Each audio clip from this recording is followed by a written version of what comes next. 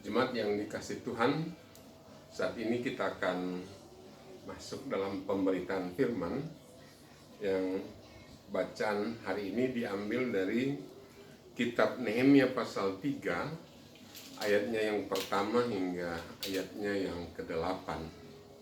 Kitab Nehemia pasal 3, ayatnya yang pertama hingga ayatnya yang ke-8. Kalau kita sudah mempersiapkan bacaan kita dari Nehemia 3 ayat pertama hingga ayatnya yang ke-8, mari kita persiapkan hati kita untuk menerima firman-Nya. Kita berdoa. Ya Tuhan, kami datang kepadamu bersyukur untuk kasih-Mu yang mengasihi kami, memelihara kehidupan kami, memberkati kami. Dan kami bersyukur pada saat ini kami dalam ibadah minggu ini kami mendapat kesempatan untuk bersekutu memuji memuliakan nama-Mu dan mendengarkan kebenaran firman. Tuhan Bapa yang di surga, firman-Mu adalah kekuatan kami. Firman-Mu adalah terang bagi jalan hidup kami. Kami membutuhkannya di dalam kehidupan kami. Oleh sebab itu Tuhan, kami mohon pertolongan Roh Kudus-Mu agar ketika kami membaca dan merenungkannya, kami dimampukan untuk memahami apa yang menjadi kehendak-Mu dalam firman yang akan kami baca dan kami renungkan, sehingga firman-Mu itu tidak tertabur dengan sia-sia, melainkan tertanam di hati kami dan berbuah dalam kehidupan kami yang nyata. Mampukan hamba-Mu untuk dapat memberitakan kebenaran firman-Mu dengan baik dan benar. Dan saat ini Tuhan, kami semua sudah siap untuk mendengarkan firman. Berfirmanlah bagi kami, dalam nama Yesus kami berdoa. Amin. Jemaat yang dikasih Tuhan, bacaan kita dari Nehemia pasal 3, ayatnya yang pertama hingga ayatnya yang ke-8. Yang saya bacakan demikian.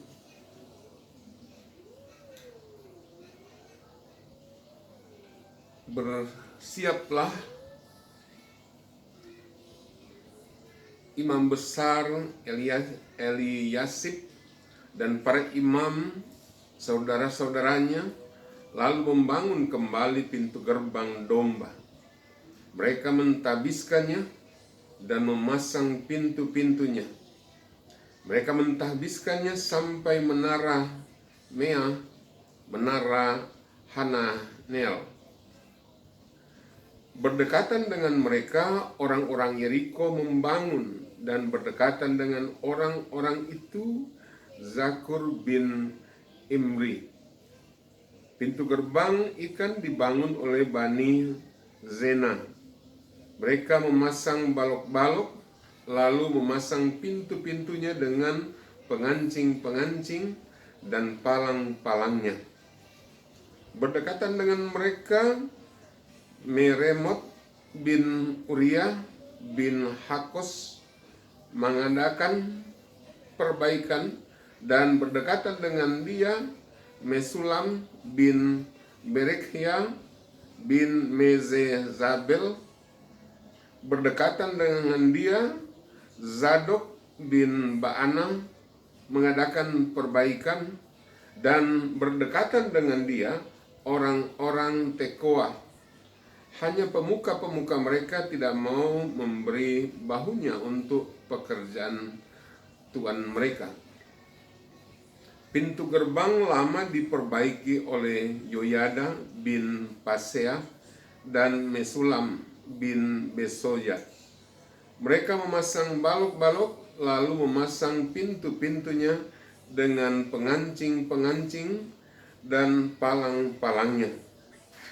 Berdekatan dengan mereka, Melaca orang Gibeon dan Yadon orang Meronot mengadakan perbaikan beserta orang-orang Gibeon dan Mispa yang berada di wilayah kekuasaan bupati daerah sebelah barat Sungai Efrat.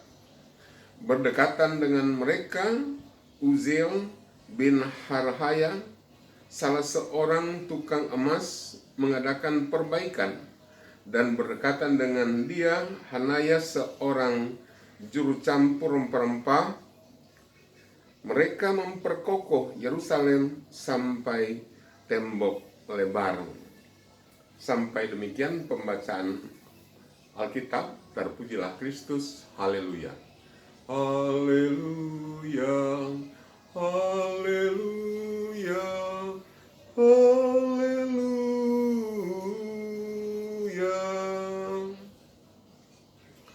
Selamat pagi Ibu Bapak, saudaraku yang dikasihi Tuhan. Bagaimana kabarnya? Semoga semua sehat-sehat ya. Itu tentunya menjadi harapan kita semua. Nah, jemaat yang dikasihi Tuhan, ketika kita mendengar atau berbicara tentang membangun, maka muncul dalam benak kita ya mungkin membangun baru atau mulai dari nol ya, kalau pernah membangun dari baru. Tetapi membangun juga bisa jadi membangun yang sudah lama karena satu dan lain hal, maka dibangun kembali, akan dibangun kembali. Itu biasanya seperti itu yang namanya membangun. Nah, sebelum membangun tentunya berbagai hal sudah harus dipikirkan dan dipertimbangkan guna memperkecil kemungkinan munculnya masalah. Tujuannya adalah supaya pembangunan itu dapat berjalan dengan baik, lancar, dan tentunya hasilnya baik. Harusnya seperti itu ketika sebelumnya dipikirkan dan dipertimbangkan. Nah, untuk maksud tersebut, maka sejak awal tentunya sudah harus digumuli, termasuk pihak-pihak yang perlu dilibatkan dalam membangun. Itu seharusnya sudah dipikirkan. Nah, mari kita belajar dari Nehemia ketika membangun kembali kota Yerusalem yang porak-poranda karena tentara kerajaan Babel menghancurkannya. Nehemia punya mimpi atau harapan untuk membangunnya kembali. Itu harapan dan mimpi daripada Nehemia. Nah, untuk membangun kembali kota Yerusalem, Nehemia mengikutkan berbagai pihak. Pertama, Tuhan. Sebagai orang percaya kepada Tuhan, maka Nehemia sadar bahwa dalam kehidupannya, dalam menggapai mimpinya atau impiannya, harapannya, dia membutuhkan campur tangan Tuhan. Hal itu dapat kita lihat saat ia ingin mewujudkan mimpinya untuk membangun kembali kota Yerusalem. Yang waktu itu Nehemia masih berada di pembuangan Babel. Nah, saat itu ia menjadi pelayan di istana raja. Karena mimpinya untuk membangun kota Yerusalem membuat Nehemia ketika melayani raja mukanya menjadi muram, tidak berseri. Raja yang melihat mukanya muram itu bertanya kepadanya, "Mengapa mukamu muram walaupun engkau tidak sakit?" Raja yang melihat biasanya muram, wajahnya tidak seperti itu. Dan kenapa tidak sakit kok dia muram? "Engkau tentu sedih," katanya. Nehemia menjawab bahwa mukanya muram karena kota tempat pekuburan nenek moyangnya telah menjadi reruntuhan dan pintu gerbangnya telah habis dimakan api. Itu yang disampaikan oleh Nehemia yang membuat wajahnya muram. Kemudian raja bertanya kepadanya dalam ayat 4 dan 5, dalam pasal 2, ini masih dalam pasal 2. Lalu kata raja kepadaku, jadi apa yang kau inginkan? Maka aku berdoa kepada Allah semesta langit. Kemudian jawabku kepada raja, jika raja menganggap baik dan berkenan kepada hambamu ini, utuslah aku ke Yehuda, ke kota pekuburan nenek moyangku, supaya aku membangunnya kembali. Itu yang disampaikan oleh Nehemia. Tapi di sini kita melihat bahwa Nehemia sebelum menjawab raja, ia terlebih dahulu berdoa kepada Tuhan. Nehemia sangat percaya kepada Tuhan. Karena itu sebelum menjawab raja, terlebih dahulu ia datang kepada Tuhan. Nehemia berdoa kepada Allah semesta langit. Nah, dalam ayat 6 dikatakan, dan raja berkenan mengutus aku sesudah aku menyebut jangka waktu kepadanya. Di sini kita melihat bahwa tidak sia-sia Nehemia sebelum menjawab raja, dia berdoa terlebih dahulu kepada Tuhan. Sebelum menjawab raja, dia berdoa terlebih dahulu. Dan Raja Artasasta berkenan mengutus Nehemia kembali ke Yerusalem untuk membangun kembali kota Yerusalem. Raja berkenan mengutusnya. Nah, kita melihat bahwa sejak awal ketika Nehemia masih di Babel, ia sudah melibatkan Tuhan untuk mewujudkan mimpinya, yaitu untuk membangun kembali kota Yerusalem. Nah, selanjutnya dalam bacaan kita hari ini, kita akan melihat Nehemia ketika membangun kembali kota Yerusalem. Dalam ayat yang pertama dikatakan, maka bersiaplah imam besar Eliasib dan para imam saudara-saudaranya lalu membangun kembali pintu gerbang domba. Mereka mentahbiskannya dan memasang pintunya. Mereka mentahbiskannya sampai menara Mananel. Mentahbiskan di sini bisa berarti berdoa kepada Tuhan atau beribadah kepada Tuhan. Jadi ketika akan memulai pembangunan, maka terlebih dahulu datang kepada Tuhan. Setelah imam besar Eliasar bersama para imam mentahbiskannya, setelah mereka berdoa memohon kepada Tuhan, baru mereka memasang pintu-pintunya. Dengan meminta Tuhan ikut campur tangan dalam membangun kembali kota Yerusalem, maka tentunya diharapkan pembangunan akan berjalan dengan baik hingga selesai. Tentu itu harapannya. Kalau sebelum membangun datang kepada Tuhan mohon campur tangannya. Jadi datang kepada Tuhan sebelum membangun itu menjadi penting, dan itu adalah sebagai tanda bahwa diharapkan Tuhan akan ikut campur tangan dalam membangun. Ketika sebelum kita bangun, kita datang kepada Tuhan. Yang kedua, mengikut sertakan orang lain. Kita melihat dalam perikop Nehemia 3 ayat 1-8 ini, bahwa Nehemia ketika membangun kembali kota Yerusalem, ia mengikut sertakan berbagai pihak. Imam-imam pun termasuk imam kepala diikut sertakan dalam membangun. Demikian juga mereka yang berada di wilayah kekuasaan bupati daerah sebelah barat sungai Efrat pun diikut sertakan dalam membangun kembali tembok Yerusalem. Nah, jemaat yang dikasihi Tuhan Yesus Kristus, gotong royong memang penting dalam kehidupan bersama. apalagi jika mengerjakan pekerjaan untuk kepentingan orang banyak atau kepentingan umum.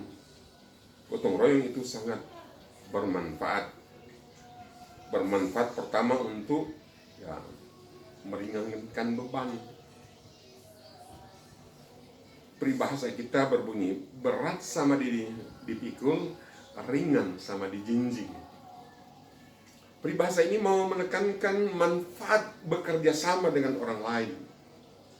Bahwa bekerja sama dengan orang lain, pekerjaan akan dipikul bersama, sehingga pekerjaan itu pun menjadi ringan. Kalau dibandingkan dengan bekerja seorang diri tentunya. Yang kedua, menghargai orang lain. Ketika kita mengerjakan tugas baik untuk kepentingan umum maupun kepentingan pribadi, jika kita dapat mengerjakan pekerjaan itu sendiri, itu baik-baik saja, baik saja. Tetapi ketika kita melibatkan orang lain dalam mengerjakan, maka orang lain akan merasa senang karena merasa tentunya dihargai. Biasanya orang kalau dilibatkan dalam bekerja, maka orang merasa dihargai. Walaupun memang tidak selalu begitu, karena kadang-kadang ketika melibatkan orang malah macam-macam pikirannya. Tapi umumnya orang merasa dihargai. Nah, ketika melibatkan orang lain dalam mengerjakan, maka jika ada masalah pun beban menjadi ringan. Karena ada yang ikut memikirkannya, ikut memecahkan masalahnya, ikut mencari jalan keluar dari masalah yang dihadapi. Ada yang ikut bersama. Tetapi kalau tidak mau melibatkan orang lain, karena merasa tidak membutuhkan orang lain, maka ketika ada masalah, orang dapat berkata, biar saja dia yang urus sendiri. Dia pikirkan sendiri. Dia kan tidak butuh kita. Nah, itu repot. Ya, repot.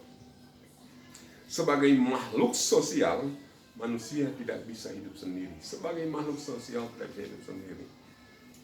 Saya tidak punya pakaian begini kalau tidak ada orang lain yang menjahitnya. Saya tidak bisa membaca dengan baik kalau tidak ada yang membuatkan kacamata. Itu contoh sederhana bahwa saya membutuhkan orang lain. Manusia hidup di dunia ini pasti membutuhkan orang lain. Mungkin hari ini tidak membutuhkan orang lain. Tetapi siapakah yang tahu hari esok, lusa, dan seterusnya? Apakah kita tidak membutuhkan orang lain? Tidak ada yang tahu. Karena itu penting untuk membangun hubungan dengan orang lain. Relasi satu dengan yang lain itu perlu dibangun. Dan mengikut sertakan orang lain ketika ada aktivitas. Terutama aktivitas yang bersifat kepentingan bersama atau kepentingan umum. Dan juga ya kepentingan pribadi juga bisa. Yang ketiga, membagi tugas. Jika kerjasama dengan orang lain supaya pekerjaan dikerjakan dengan teratur, maka dalam melaksanakan pekerjaan perlu ada pembagian tugas. Karena itu kan ya udah kamu aja. Perlu pembagian tugas. Membagi tugas sehingga jelas yang mengerjakannya dan yang bertanggung jawab atas pekerjaan itu tahu. Oh kan? Yang mengerjakan tadi kamu ya, saudara ya. Itu bagaimana? Itu bisa. Nah, Nehemia ketika membangun tembok Yerusalem, ketika dia membangun kembali, ia membagi tugas.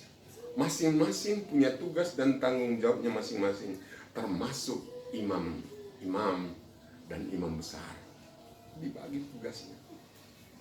Siapa yang mengerjakan pintu, gerbang, tembok, dan seterusnya. Jemaat yang dikasih Tuhan, dari renungan ini kita dapat melihat beberapa hal dalam membangun. Pertama, membangun mulailah bersama dengan Tuhan. seperti yang dilakukan oleh Nehemia. Bahkan ketika dia baru bermimpi untuk membangun, dia sudah mulai melibatkan Tuhan. Mulailah bersama dengan Tuhan, apakah itu membangun kota, membangun gedung, membangun apapun, termasuk membangun diri sendiri. Ketika membangun diri sendiri, mulailah bersama dengan Tuhan, datang kepada Tuhan, minta campur tangan di dalam pembangunan, termasuk ketika membangun diri ini supaya hari esok lebih baik. Yang kedua, mengikut sertakan orang lain. Dalam mengerjakan pekerjaan untuk kepentingan umum, perlu mengikut sertakan orang lain supaya pekerjaan menjadi ringan dan orang merasa dihargai, dan juga ada yang ikut meringankan beban kita ketika orang lain disertakan.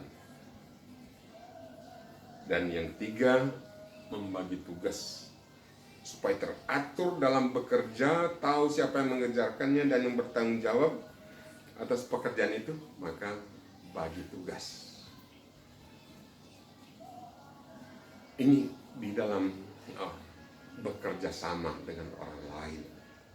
Ini di dalam membangun, maka mulailah dengan Tuhan, bersamalah dengan Tuhan memulainya, dan ikut sertakanlah orang lain. Juga jangan lupa membagi tugas. Tuhan memberkati kita semua. Amin.